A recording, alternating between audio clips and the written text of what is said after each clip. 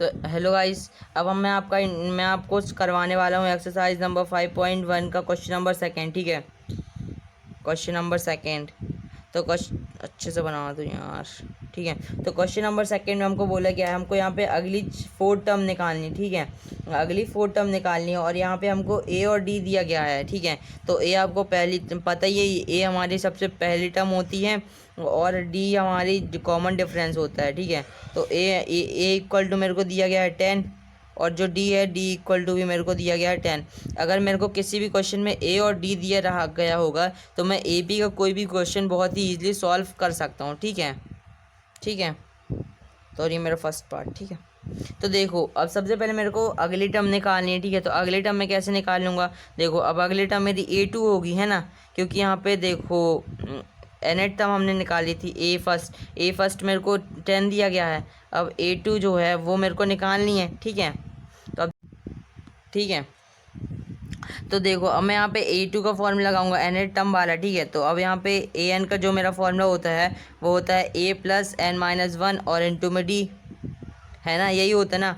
तो अब यहाँ पे n मेरे को 10 मतलब A2 मेरे को अब निकालना है। ठीक है, क्योंकि A1 मेरे को 10 दिया गया है, अब A2 मैं निकाल लूँगा तो A मेरे को 10 दिया गया है प्लस n यहाँ पे मैं 2 रखूँगा क्योंकि यहाँ पे मेरे को सेकेंड टर्म निकालनी है, माइनस में 1 और D मेरे पास यहाँ पे 10 है। अब मैं इसको सॉल्व कर दूंगा तो 10 प्लस 2 माइनस 1 होता है मेरे पास 1 और 1 इंटू में 10 होता है मेरे पास 10। तो जो मेरा A2 टर्म निकल के आ गई है वो है 20। तो उम्मीद करता हूँ आपको समझ में आ गया होगा A2 टर्म निकालना। अब मेरे पास A2 की टर्म आ गई है तो अब मैं A3 निकालूंगा क्योंकि देखो मेरे को 4 टर्म निकालनी, तो वो होगी मेरी A1 A2 और A3 और A4। ठीक है, तो यहाँ पे मेरे पास A1 तो A1 मेरे को गिवन दिया गया। अब नेक्स्ट 4 टर्म मेरे को निकालनी है A5 तक। ठीक है, तो देखो अब मैं यहाँ पे A3 निकाल लूँगा, A2 तो मैंने निकाल लिया, तो A3 होगा मेरा। A3 को अगर मैं दूसरे मतलब उसी फॉर्मूले को शॉर्टकट में लिखूँ तो ये हो जाएगा मेरा A प्लस में 2D, क्योंकि n-1 होता है मेरा 3 माइनस 2 हो जाएगा, 3 माइनस 1 हो जाएगा, तो ये मेरे पास 2D हो जाएगा। ठीक है, अब इसको सॉल्व कर लेते हैं। तो इस क्वेश्चन में मेरे को A पहले से गिवन दिया गया है 10 प्लस 2 और जो D दिया गया है वो 10। ठीक है, तो 10 प्लस 2 इंटू में 10 होता है 20। तो जो मेरे पास A3 निकल के आया है वो होगा 10 प्लस 20, ये 30 हो गया। ठीक है, तो A3 मेरे पास निकल के आ गया। अब मैं आपको इसकी एक और शॉर्ट ट्रिक बता दूँ, तो देखो जैसे अगर मेरे को A फिफ्थ टर्म निकालनी होगी तो मैं वहाँ पे A प्लस 4D कर दूँगा। ठीक है, अगर A7 निकालना होगा तो A प्लस 6D कर दूंगा, A3 निकालना होगा तो यहाँ पे मैंने A प्लस 2D कर दिया। ठीक है, तो ऐसी जौन सी भी टर्म निकालनी होगी उससे एक आप माइनस करके ये कर सकते हो। ठीक है, अब यहाँ पे मेरे पास A3 निकल गई, अब मैं यहाँ पे A4 निकालूंगा तो A4 के क्या मैं लिख सकता हूँ, इसको मैं लिख सकता हूँ A प्लस 3D। जौन सी भी आप टर्म निकालोगे उससे एक कम करके यहाँ पे 3D करोगे। ठीक है, तो आपका सेम आंसर आएगा। A मेरे को 10 दिया गया है प्लस 3 और D मेरे को 10 दिया गया है। इसको सॉल्व कर लोगे आप, 10 प्लस 3 इंटू में 10 30, इसको सॉल्व कर लोगे तो 40। तो आपके पास A4 जो निकल के आ गया वो है 40। अब आप A5 निकाल लोगे। ठीक है, A5 का फॉर्मूला लिख सकते हो A प्लस 4D। ठीक है, तो अब A5, ठीक है, तो अब A प्लस A हम मेरे को 10 दिया गया है तो मैं अब यहाँ पे 10 लिख लेता हूँ प्लस 4 और D मेरे को यहाँ पे 10 दिया गया है तो 10 प्लस 4 इंटू में 10 कितना होता है 40 होता है 40।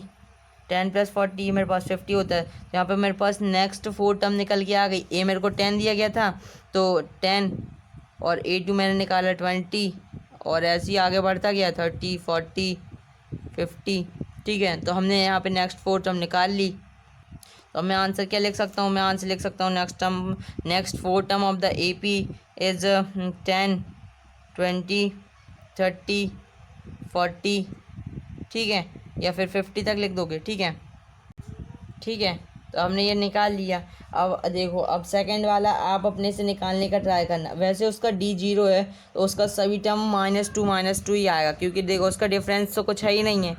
ठीक है, तो उसकी सारे टर्म -2 ही आएगी, मैं अभी बता दे रहा हूँ। ठीक है, इसके बाद फिर थर्ड वाला आप खुद से निकाल सकते हो, वहाँ पे D की जगह आप -3 पुट कर देना। अब मैं आपको फोर्थ वाला करवा देता हूँ। ठीक है, फोर्थ वाला, तो फोर्थ वाले में A जो है A मेरे को दिया गया -1 एंड D मेरे को दिया गया है 1/2। ठीक है। तो मेरे को ए और डी दिया रहता है तो मैं कुछ भी निकाल सकता हूँ, और मेरे को अगले 4 टर्म निकालनी है। ठीक है, तो देखो A1 मेरे को दिया गया है, अब मैं A2 निकालूंगा। ठीक है, तो AN का जो मेरा फॉर्मूला होता है, क्योंकि मेरे को अगली 4 टर्म निकालने हैं, तो मेरे को टर्म का मेरा जो फॉर्मूला होता है वो होता है A प्लस n माइनस में 1 और मल्टीप्लाई में d। ठीक है, तो AN मेरे को अब यहाँ पे मेरे को A2 निकालना है, तो A2 को मैं लिख सकता हूँ A प्लस डी, या फिर A प्लस ये पूरा लिख सकता हूँ मैं यहाँ पे A प्लस डी बस लिख देता हूँ। ठीक है, तो अब A मेरे को दिया गया -1 प्लस, और D मेरे को दिया गया 1/2, तो मैं 1/2 लिख दूंगा। ठीक है, अब मैं इसको सॉल्व कर लूँगा तो मेरा आंसर। ठीक है, तो अब मैं इसको कैसे सॉल्व करूँगा देख लो। अब ये -1 है तो इसके नीचे अपॉन में कुछ नहीं है, तो उसके मैं 1 लिख सकता हूँ, प्लस 1/2 मेरे को दिया ही गया है। अब देखो अब मैं पूरे का एलसीएम कर दूंगा। ठीक है, तो ये पूरे का एलसीएम हो जाएगा 2, और क्रॉस मल्टीप्लिकेशन 2 इंटू में -1 ही हो जाएगा मेरा -1, प्लस 1 इंटू में 1 1। ठीक है, ये 2 इंटू में -1, ये मेरा -2 होगा ना, -2। अब देखो अब मैं इसको सॉल्व कर दूंगा, तो -2 प्लस 1 क्या हो गया, माइनस प्लस माइनस, तो बड़े नंबर का साइन, -2 -1 कितना होता है, वो होता है मेरे पास 1 अपॉन में 2। ठीक है, तो यहाँ पे जो मेरी A2 टर्म आई है वो है -1 अपॉन में 2।